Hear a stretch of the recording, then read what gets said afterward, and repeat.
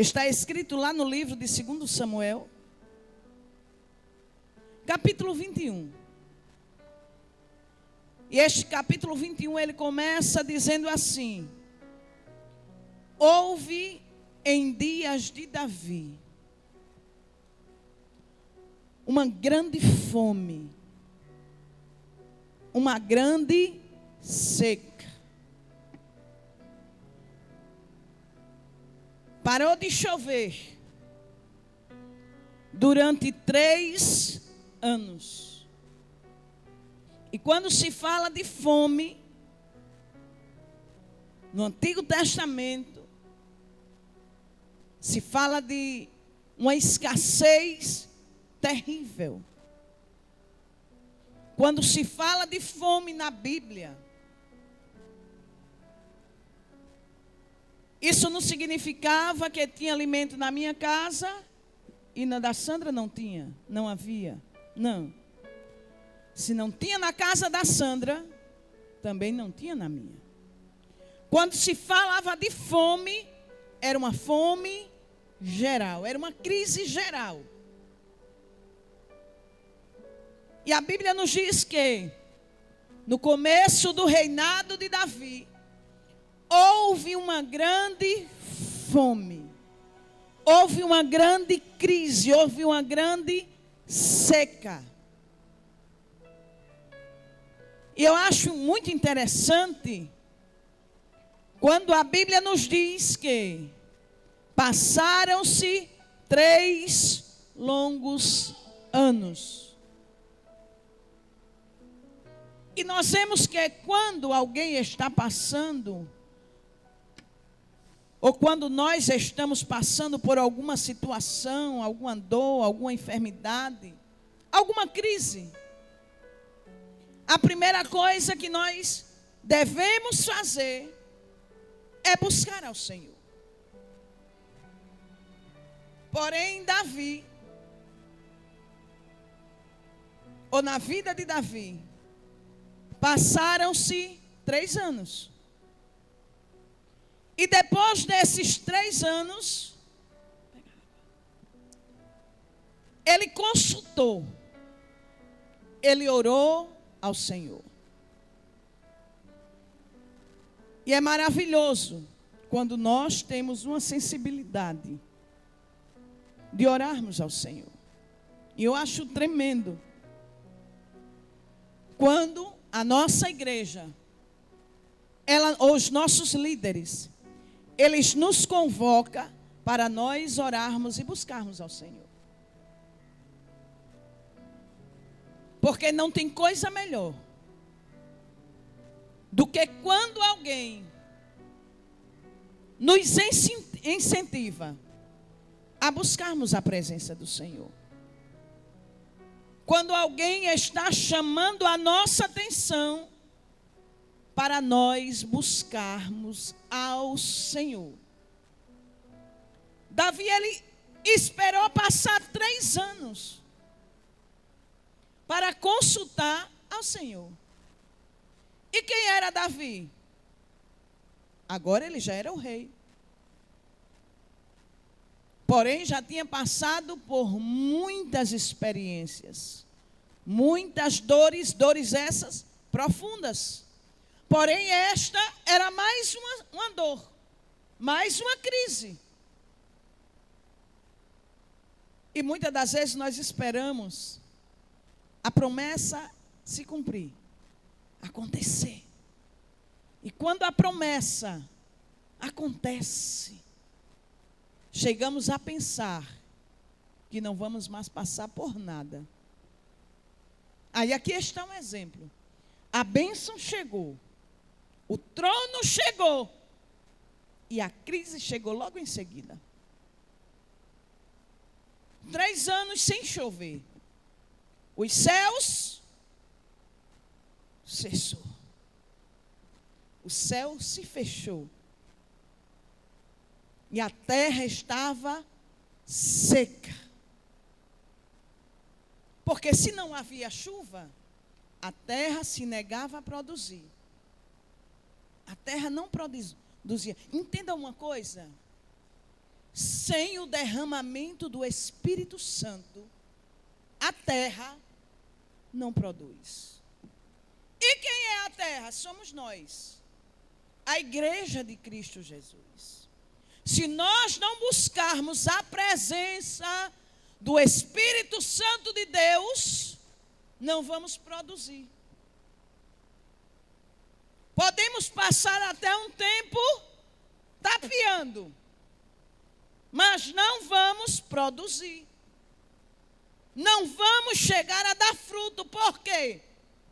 Porque aonde não existe presença, não existe graça. E onde não existe graça, não existe amor, não existe a bênção de Deus. E nós vemos que a terra parou de produzir, a chuva não desceu e a terra secou-se. E aí se passam 3 anos de crise.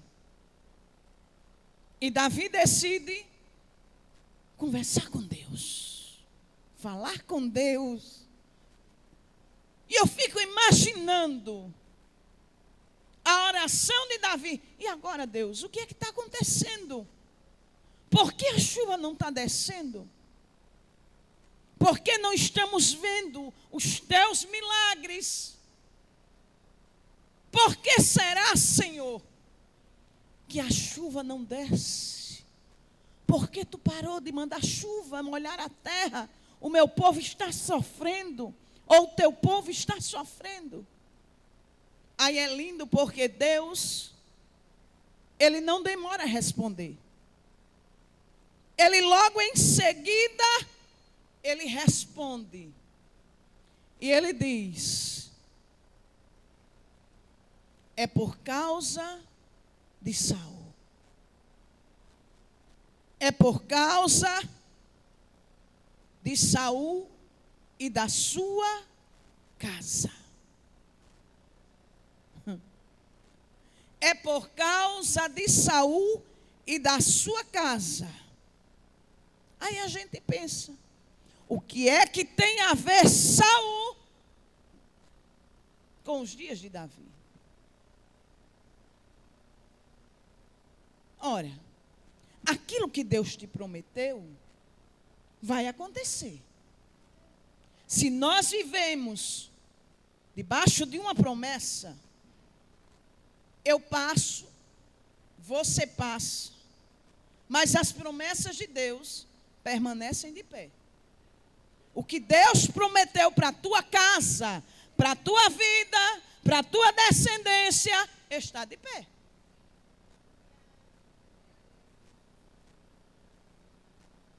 Eu penso que Davi tomou um susto.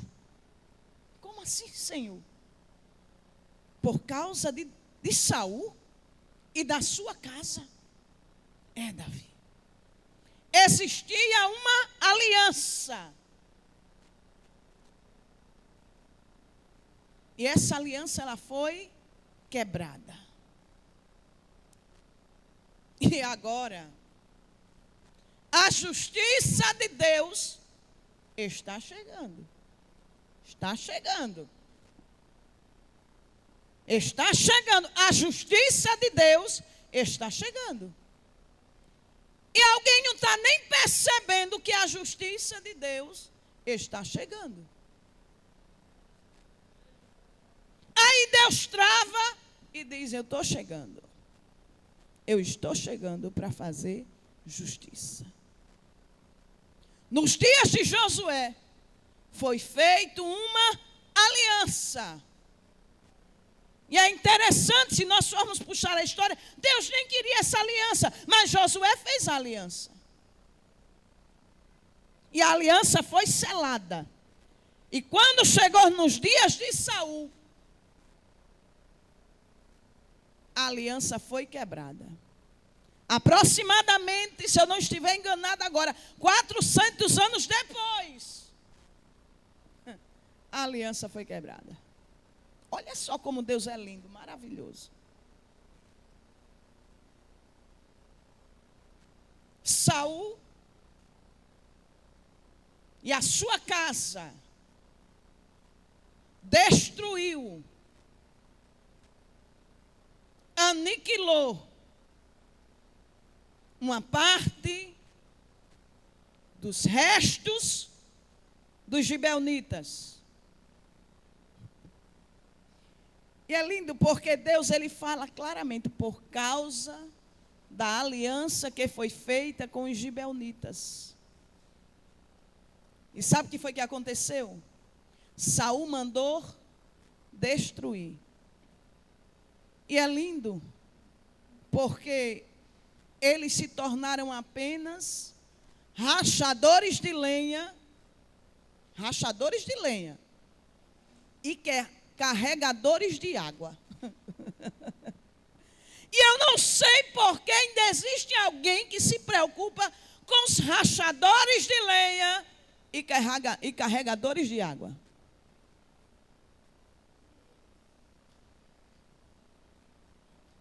Ainda manda matar os rachadores de lenha e os carregadores de água. Saul mandou matar. E a Bíblia diz claro que era o resto. E eu acho incrível quando alguém tem o povo de Deus como resto e Deus está dizendo, eles são meus. Para você pode não ser ninguém. Para você pode não ser nada. Pode ser um zero à esquerda. Mas Deus está dizendo nesta manhã, eu tenho compromisso, eu tenho promessa, e ai daquele que toca.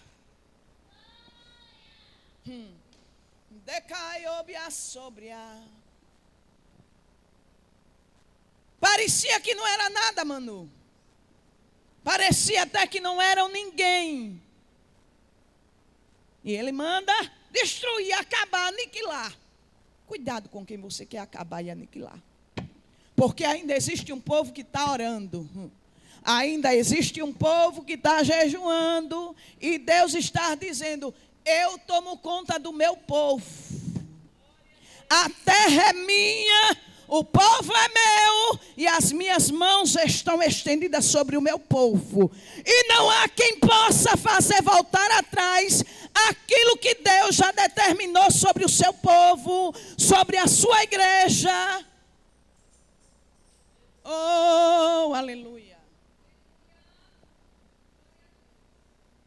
Davi ouve a voz de Deus e vai tentar resolver o negócio. Vai tentar resolver a situação. Vai tentar resolver o caso. E chega lá. Sabe onde? Sabe como é que a Bíblia diz? A Bíblia diz assim, ó. Ora, os gibeonitas não eram dos filhos de Israel, mas do resto dos amorreus.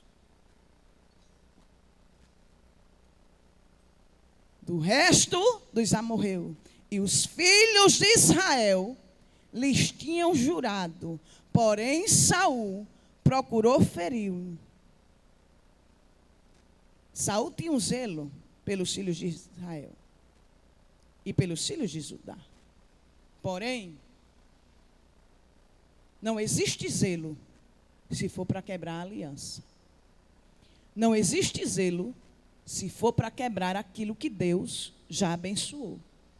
Não existe zelo se for para destruir aquele que Deus já decidiu abençoar. E nós somos o povo abençoado. Nós somos o povo de Deus. Aí é muito lindo que Davi tentou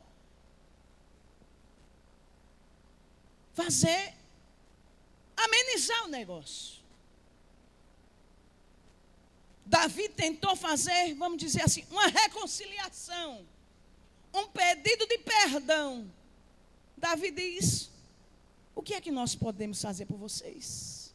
Diga aí, o que é que vocês querem? que nós vamos fazer para poder, olha só, o que é que Davi diz? Para poder termos de volta a herança do Senhor.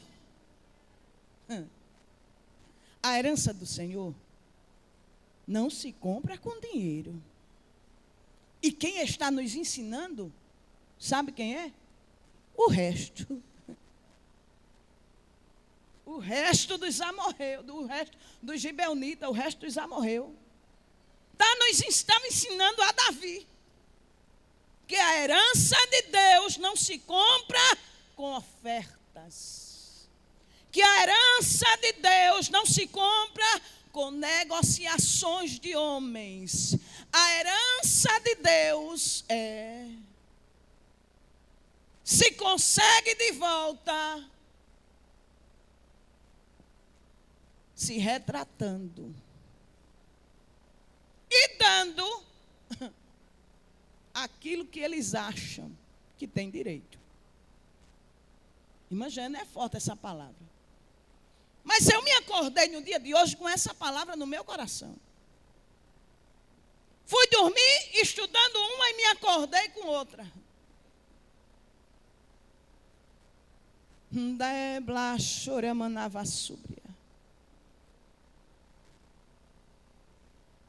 Aí eles dizem assim: olha, Davi, nós não queremos a sua prata. Nós não queremos o seu ouro. Nós não queremos a sua terra. Nós não queremos o seu tesouro. Nós só queremos vingança. Pelo menos no meu pensamento vai assim. Como assim? Você não fez nada comigo. Nós só queremos 7 filhos da linhagem de Saul. A sua casa, eu não tenho nada a ver com a sua casa. Nós não temos nada a ver com a sua casa. Quem nos fez o mal foi Saul. E se chegou o dia da prestação de conta, vamos ter que acertar. Aí sabe o que é que eu lembro agora? Dente por dente, olho por olho. Misericórdia, Jesus. Nós só queremos 7. E nós vamos enforcá-los, sabe onde? Na cidade de Saul. Para que todos vejam. Ora, aí você olha assim e diz: é fácil. Não é da minha casa, então tá fácil, né? A dor não é com você, então tá fácil. Só que tem alguém que vai sentir a dor. E quando alguém sente a dor, ele resolve o quê? Gritar. E quando eu digo aqui grito, não é usar a sua voz, é usar as suas atitudes e até o seu silêncio. Eita Deus, aleluia. E é interessante porque da linhagem de Saul, o primeiro a ser enforcado, na nossa visão, e a Bíblia também nos diz, seria Mefibosete, o filho de Jonatas. Só que Davi não ia cometer o mesmo erro. Por quê, irmã Jeane? Porque existia uma aliança entre Davi e Jonatas. Existia uma aliança entre Davi e Jonatas. E Davi não ia desmanchar a aliança com Davi e Jonatas. Porque se ele tivesse cometido aquele erro, lá na frente teria que pagar novamente. Então, meu irmão, vamos se acertar logo por aqui. Se vestir das armaduras de Deus e dizer: Deus, tu és a minha justiça. Tu és o meu escudo. Tu és o meu rochedo. Em ti eu confio. Tu jamais me desampararás, Senhor. Tu nunca me deixarás sozinho.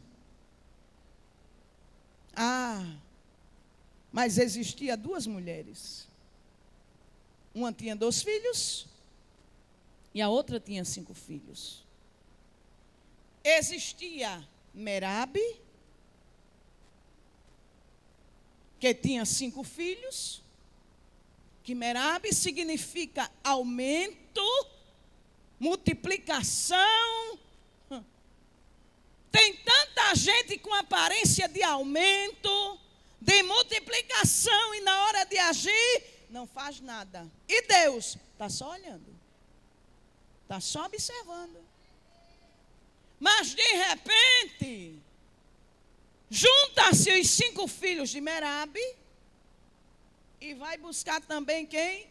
Os 2 filhos de Rispa.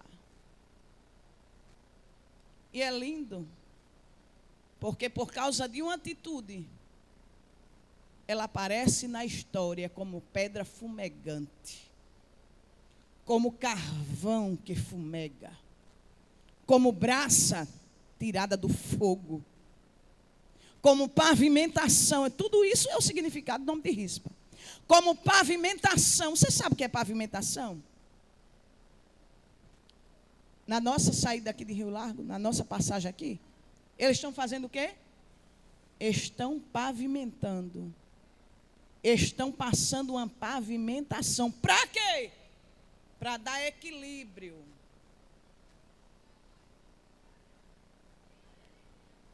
Eita!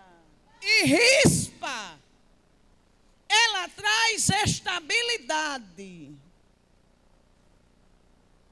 Rispa traz equilíbrio, pavimentação, terra sem buraco, lugar sem declive, pavimento, lugar forte, seguro, firme, que você não corre o risco de se abalar, mas você passa tranquilo. Nós que viajamos um pouquinho, tem estrada que nós pegamos, que era para estar lá do outro lado com meia hora, com 25 minutos, com 20 minutos. E nós não estamos esperando passar por aquele momento. Aí sabe o que é que acontece? O nosso carro vai assim, ó, tum, tum, tum. E se for o Vanderlei que estiver dirigindo, que ele é muito cuidadoso, eita, aleluia. Aí eu fico olhando para a hora, e ele diz assim, eu não posso fazer nada. Nós temos que ir devagarinho, para não perder o equilíbrio, para não estourar um pneu, para não quebrar o carro, para nós chegarmos lá. Então, minha filha, tenha paciência que nós vamos chegar. E eu fico só assim. Tá, meu filho? Tá certo, meu filho? Tá tudo bem, meu filho? Mas, de repente, termina-se aquela parte que nós íamos passar. 25 minutos ou 15, mas aí, de repente, aparece aquela pista reta. Aí o que é que acontece? Mete o pé. O desconto que nós passamos ali, nós vamos tirar na pavimentação. Eita. Parecia até que não ia dar certo. Quando chega na hora certinha, a gente está lá na porta. E eu quero te dizer nessa manhã, que Deus está trazendo lugares planos para a tua vida. Oi, irmãos, Deus está trazendo para a nossa vida lugares planos, terra plana, para você passar. Agora o que é necessário? Orarmos e jejuarmos, para não perdermos o melhor de Deus. Rispa era filha de Aia ou de Aiá. E a história nos mostra que ela não era uma pessoa importante, mas esse Aiá deveria ser alguém influente, porque o seu nome é citado. Mas Rispa não era influente. Se preocupe não. Você pode até não ser influente, mas as circunstâncias que você está vivendo, Deus vai fazer com que você apareça na história. Não como uma qualquer. Não simplesmente como alguém que perdeu os filhos. Porque tem pessoas que olha para você e só vê o seu crescimento. Vê você crescendo. Vê você prosperando. Vê você multiplicando. Mas não vê que por trás dessa multiplicação houve dias de perdas. Houve dias de choro. Para chegar aqui e passar um dia inteiro, você não sabe como foi a noite. Você não sabe que o sono foi embora e você ficou até as 4 da manhã pedindo misericórdia a Deus de joelho e dizendo: Deus, vem cá. Vem cá. Vem cá. Eu preciso dormir. E Deus dizendo: eu te quero acordada de joelho. Eu te quero gemendo de joelho. Aí dá 4, dá 3, dá 3:30, dá 4, você vê o sol entrando pelas brechas da janela do quarto, pelo vidro do seu quarto, e você diz: eu preciso dormir. Vai lá dentro, toma água, volta, aí deita. Aí o Senhor diz: agora eu vou deixar você dormir até às 7. Quando é 7, você abre os olhos, olha para o relógio e diz: ai, agora que eu estava começando a dormir. Aí o Senhor diz: agora eu lhe quero de pé. Ninguém sabe, só sabe o dia da tua prosperidade. Só sabe que você cresceu. Só sabe que você está crescendo, que está aparecendo, que está saindo na mídia. Mas as tuas lágrimas e o teu choro, eu vim aqui para te dizer uma coisa: que tem, mãe devasso, dias de alegria chegando para a tua vida. Tem dias de gozo. Tem dias de paz.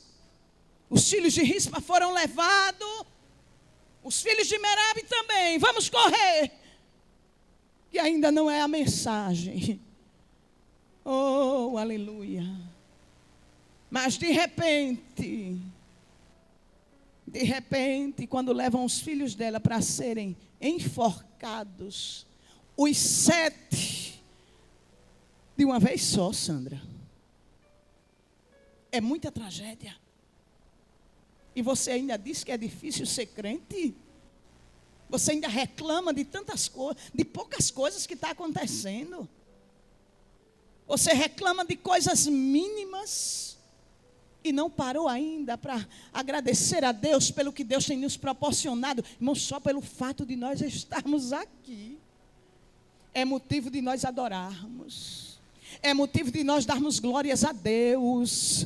Oh, Espírito Santo. Ela pega, olha, um pano de saco, um pano de silício.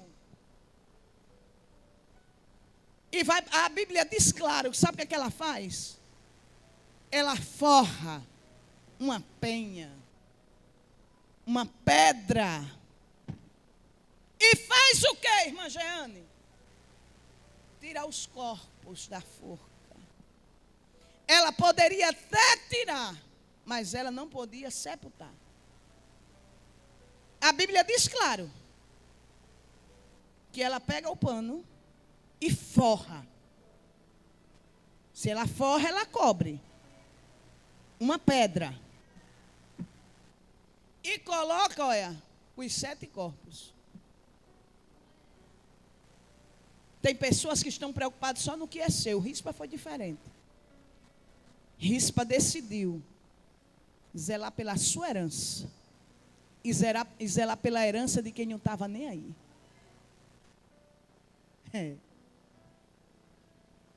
Tem pessoas que só pensam no que é seu. Mas Rispa fez diferente. Ela pegou os seus só eram 2, irmão. Para tirar 2, e eram homens, não eram crianças. E eu fico imaginando, porque ninguém ia se atrever de chegar lá e ajudar ela, não. Por quê? Porque eram corpos. Eles estavam amaldiçoados ali. O seu destino ali era ser comido as suas carnes. Mas Rispa decidiu, nem vai comer as carnes dos meus filhos, nem vai comer as carnes daqueles que estão perto deles. Entenda uma coisa: enquanto você dá proteção para aqueles que estão perto de você, Deus está te fazendo crescer. a tua história vai ser aumentada. Vai ser multiplicada. Aí eu te pergunto, onde estava Merabe? Merabe multiplicou. Merabe tinha 5. Era multiplicação.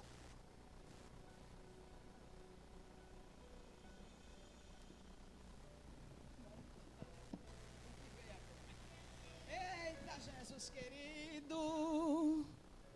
Andai biasté. Mas Rispa decide tirar os 7. Ainda forrou o quê?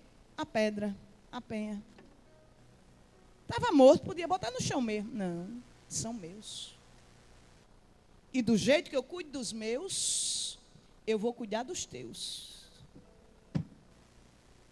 Você pode não ter vindo nem aqui me ajudar a tirar eles da forca, mas eu decidi tirar. Eu vou guardar. E ninguém vai comer as carnes da herança de Deus na minha família, na minha vida, na minha história. Por quê? Porque Deus nos dá estratégia. Nem que seja um pedaço do pano do silício, de saco, de noite, ela botava para correr. O quê? As bestas feras do campo. E de dia, os urubu.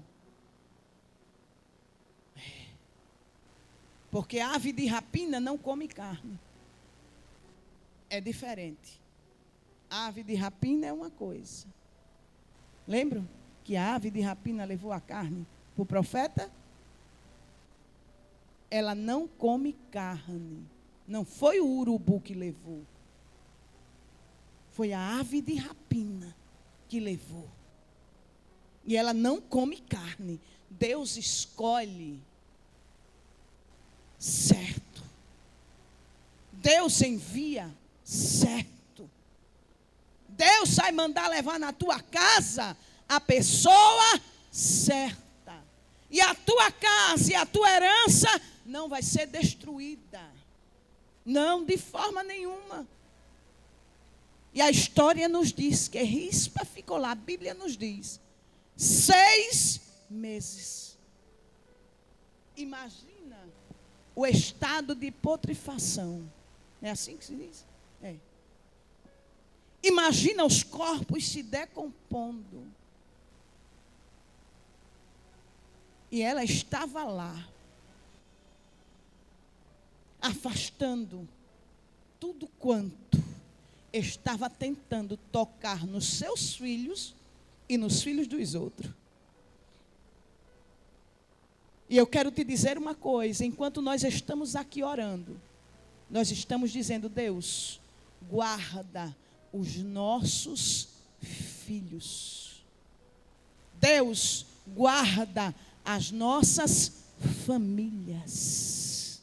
Você não chega aqui com um objetivo dizendo, Senhor, é o meu, eu quero o meu, só vai se for o meu. Não, irmãos, é a nossa casa, são os nossos, é o futuro, é a nossa nação, é o nosso Brasil.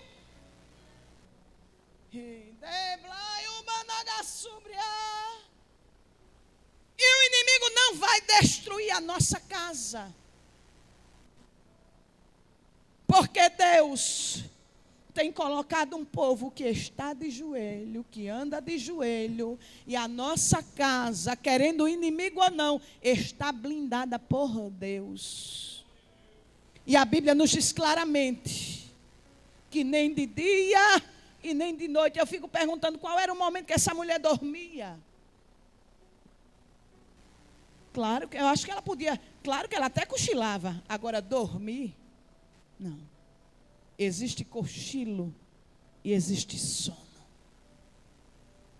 E nós só descansamos quando nós dormimos. Cochilo é diferente de sono. Você cochila 10 minutos e você se sente renovada. Porém, daqui a pouco, o cansaço volta.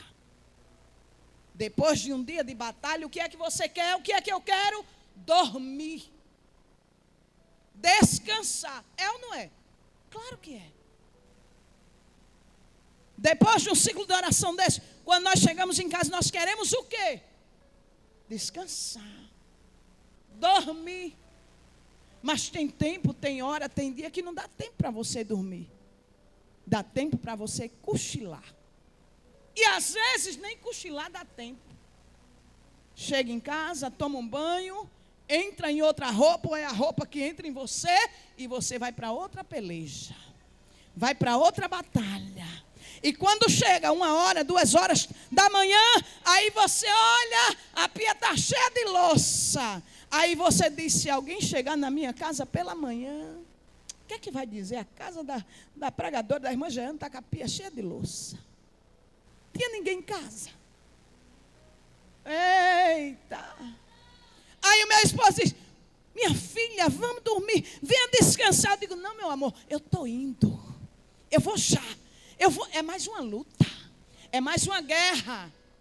Aí você ora um pouquinho e deita e procura, cadê o sono? Aí você vai para o joelho mais um pouquinho de Jesus. Jesus, eu preciso dormir. Amanhã, daqui a pouco, será uma nova etapa, uma nova guerra. Eu vim aqui para te dizer nessa manhã que Deus está contigo nessa guerra. Deus está contigo nessa peleja.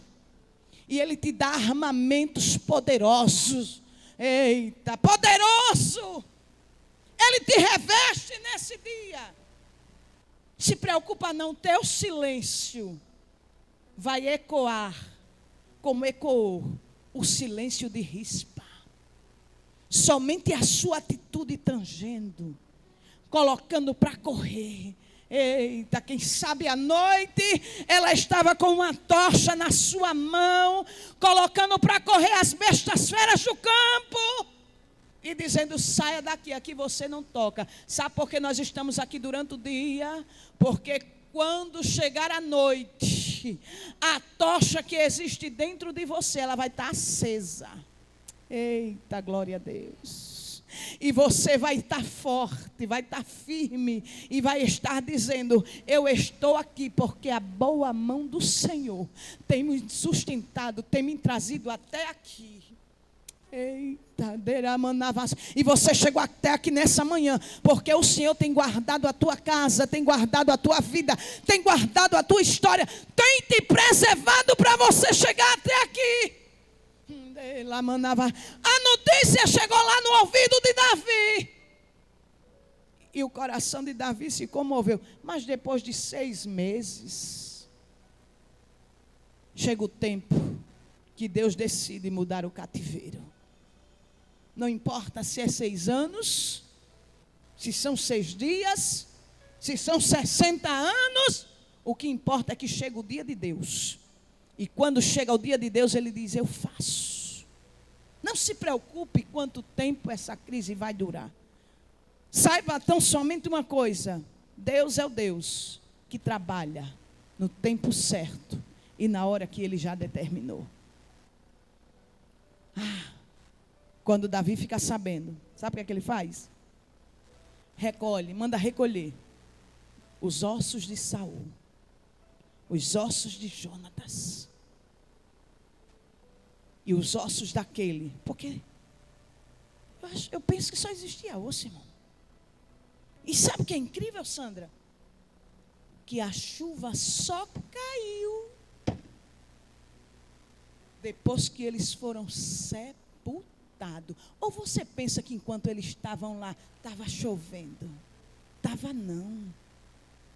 A Bíblia diz claro, que depois que eles foram sepultados, o Senhor trouxe de volta a herança para aquela terra.